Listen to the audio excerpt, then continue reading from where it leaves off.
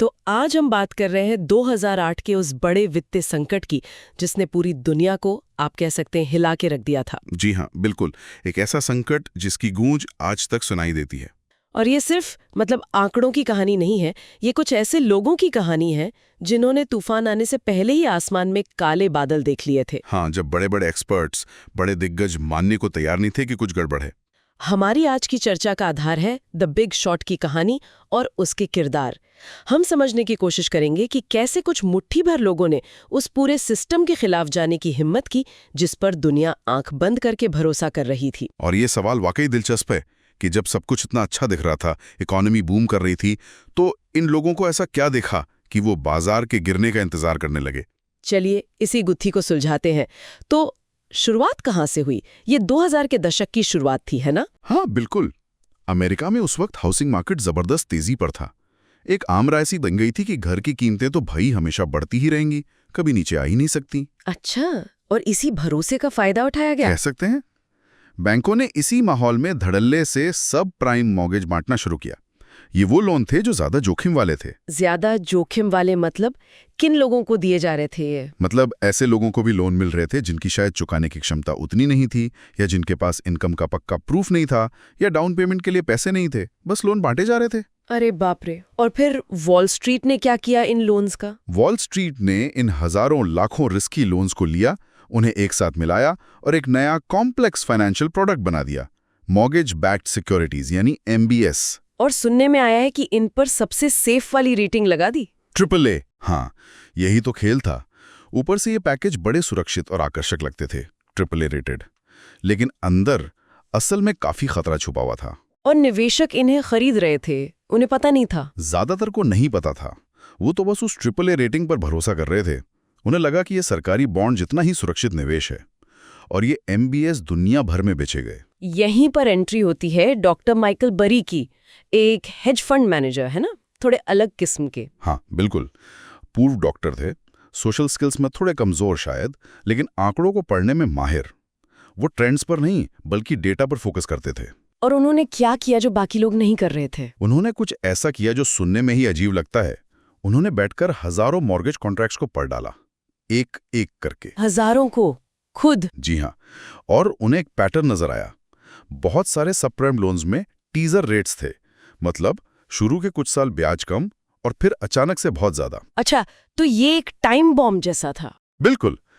बरी ने हिसाब लगाया कि जैसे ही ये ब्याज दरें बढ़ेंगी, 2007 के आसपास बहुत सारे लोग लोन चुका नहीं पाएंगे, डिफॉल्ट करेंगे, और ये पूरा का पूरा हाउसिंग मार्केट ढह जाएगा। ये तो बहुत बड़ी बात थी। तो उन्होंने क्या किया इस जानकारी का? वो गए बड़े बैंकों के पास, गोल्डमैन सैक्स, डॉयचे बैंक, और उनसे कहा कि मैं शर्त लगाना चाहता हूं कि ये हाउसिंग मार्केट गिरेगा। शर्त? कैसी शर्त? उन्होंने क्रेडिट डिफॉल्ट स्वैप खरीदने की पेशकश की। इसे आप एक तरह का इंश्योरेंस समझ लीजिए इन MBS के खिलाफ। अगर ये बॉन्ड फेल होते हैं तो जिसने CDS खरीदा है उसे पैसा मिलेगा। और बैंकों ने मान लिया? बैंक तो हंसे उन पर। उन्हें लगा यह आदमी पागल है, भला हाउसिंग मार्केट कैसे गिर सकता है। उन्होंने खुशी खुशी वो स्वैप बेच दिए, प्रीमियम लेकर। उन्हें लगा मुफ्त का पैसा है। और बरी ने कितना पैसा लगाया? अपने निवेशकों का $1 अरब से ज्यादा, सब इसी एक दांव पर कि मार्केट गिरेगा। $1 अरब? जबरदस्त। और भी लोग थे जो ऐसा सोच रहे थे? हाँ, एक और टीम थी, मार्क बॉम, जो असल में स्टीव आइजमैन पर आधारित हैं, के नेतृत्व में। बॉम थोड़े गुस्सैल, सिस्टम से हमेशा नाराज रहने वाले किस्म के थे। वो हमेशा धोखे की तलाश में रहते थे। तो उन्हें क्या मिला? जब उन्होंने जांच पड़ताल की, जमीन पर जाकर देखा, तो हैरान रह गए। मॉर्गेज ब्रोकर शेखी बघार रहे थे कि वो बिना इनकम वालों को, यहां तक कि स्ट्रिपर्स तक को, कई कई घर दिलवा रहे हैं। बैंकों ने ऐसे लोन डिजाइन किए थे जो फेल होने ही थे। मतलब ये सिर्फ कुछ खराब लोन नहीं थे, पूरा सिस्टम ही सड़ा हुआ था। बिल्कुल। उन्हें समझ आया कि ये फ्रॉड नीचे ब्रोकर से लेकर ऊपर रेटिंग एजेंसीज तक फैला था। रेटिंग एजेंसीज को पैसा उन्हीं बैंकों से मिलता था जिनके प्रोडक्ट्स वो रेट कर रही थी। तो वो कैसे नेगेटिव रेटिंग देती? हाँ, ये तो सीधा कॉन्फ्लिक्ट ऑफ इंटरेस्ट है। बिल्कुल। बॉम और उनकी टीम को भी समझ आ गया कि ये तबाही आने वाली है, और उन्होंने भी मार्केट के खिलाफ पोजीशन ले ली। और वो 2 युवा निवेशक भी थे, गैराज वाले। हाँ, चार्ली गेलर और जिमी शिपली, बिल्कुल नए खिलाड़ी। संयोग से उन्हें भी ये गड़बड़ी पता चली। उनके पास बड़े कनेक्शन नहीं थे, तो उन्होंने एक रिटायर्ड बैंकर बेन रिकर्ड की मदद ली। अच्छा। बेन ने उनकी मदद की, लेकिन एक चेतावनी भी दी। उन्होंने कहा कि अगर तुम लोग सही निकले तो याद रखना, इसका मतलब होगा कि लाखों लोग बर्बाद हो जाएंगे, अपना घर, नौकरी सब खो देंगे। तो इस पर खुश मत होना। ये बहुत गहरी बात है। मतलब मुनाफे के साथ एक नैतिक बोझ भी जुड़ा था। हाँ, और फिर 2007 आया। जैसा बरी और बॉम ने सोचा था, लोन डिफॉल्ट होने शुरू हो गए। लोग किस्तें नहीं चुका पा रहे थे। तो मार्केट तुरंत गिर गया होगा? नहीं, यही तो सबसे अजीब बात थी। डिफॉल्ट बढ़ रहे थे, पर उन एमबीएस की कीमतें नीचे नहीं आ रही थी। क्यों? ऐसा क्यों? क्योंकि बैंक और रेटिंग एजेंसियां मिली भगत करके, आंकड़ों में हेरफेर करके सच को छुपा रहे थे। वो नहीं चाहते थे कि पैनिक फैले, वो अपनी खाल बचा रहे थे। लेकिन सच कब तक छुपता? ज्यादा देर नहीं, 2008 आते आते हालात काबू से बाहर हो गए। सितंबर 2008 में लेहमन ब्रदर्स जैसा बड़ा इन्वेस्टमेंट बैंक दिवालिया हो गया। हाँ, वो तो बहुत बड़ी खबर थी। और उसके बाद तो जैसे पूरा सिस्टम ही थम गया।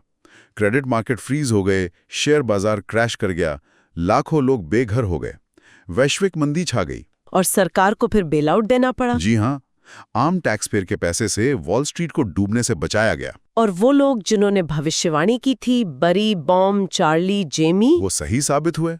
उन्हें जबरदस्त मुनाफा हुआ। बरी ने करोड़ों कमाए, बॉम ने भी कमाए, लेकिन उनका वित्तीय सिस्टम से पूरी तरह मोहभंग हो गया।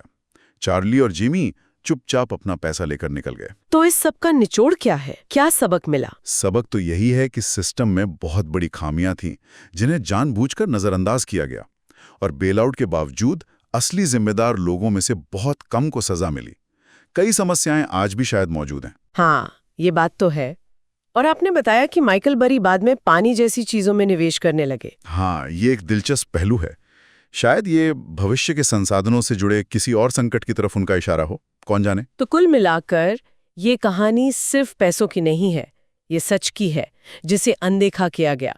ये मुश्किल सवाल पूछने की अहमियत बताती है, और ये कि इस बार अलग है सोचने में कितना खतरा है। बिल्कुल, और ये हमें आज भी सोचने पर मजबूर करती है कि क्या हमारी मौजूदा व्यवस्था वाकई सुरक्षित है? क्या हमने 2008 से सही सबक सीखे हैं, या हम अभी भी किसी अनदेखे खतरे की ओर बढ़ रहे हैं? ये सवाल जरूरी है।